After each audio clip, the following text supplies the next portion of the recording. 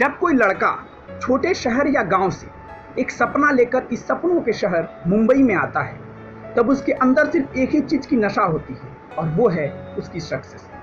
और वो भी क्यों ना।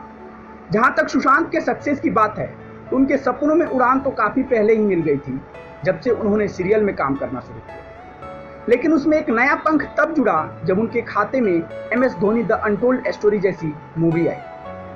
इस मूवी को देखकर उनकी फैन फॉलोइंग में जबरदस्त इजाफा हुआ और वो फिर वहां पहुंच गए जिसका सपना उन्होंने सालों पहले देखा। ये वो कहानी है जिसके बारे में हम लोग कल से सुनते आ रहे हैं। अब जरा सोचिए, सुशांत की पिछले साल आई मूवी छिछोरे में वो अपने बेटे को डिप्रेशन से बाहर निकालने के लिए पुरजोर कोशिश करते हैं, उसको वापिस से इस भाग दौड़ सी भरी जिंदगी में एक लड़ाका बनाने के लिए उसके साथ एक खंभे की तरह खड़े रहते हैं, जिसके बदौलत आखिरकार वो डिप्रेशन से बाहर निकल आता है एक नई दुनिया में।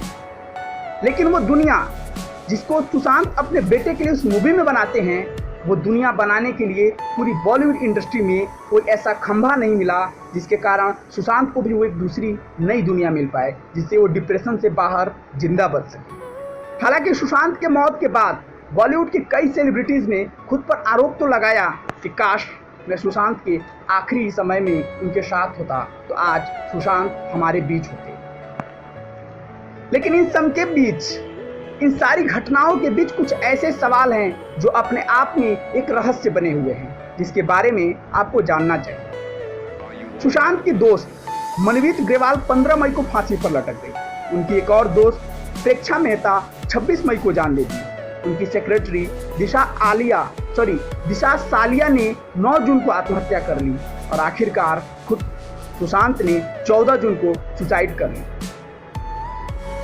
एक के बाद एक सुशांत के करीबियों ने क्यों मौत का रास्ता अपनाया, ये अब भी एक रहस्य बना हुआ है और इस रहस्य से पर्दा कब उठेगा ये अब आने वाला वक्त ही बताएगा।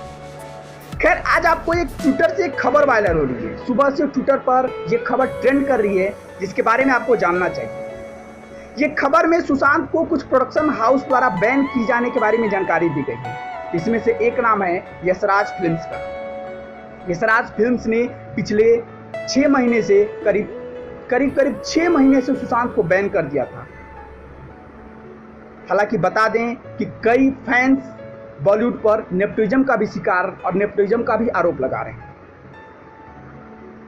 सुशांत भले ही चले गए, लेकिन उनकी उम्दा कलाकारी और उनके दीवाने कभी कम नहीं। ब्यूरो रिपोर्ट, रोहतास पत्रिका, Delhi. Press the bell icon on the YouTube app and never miss another update.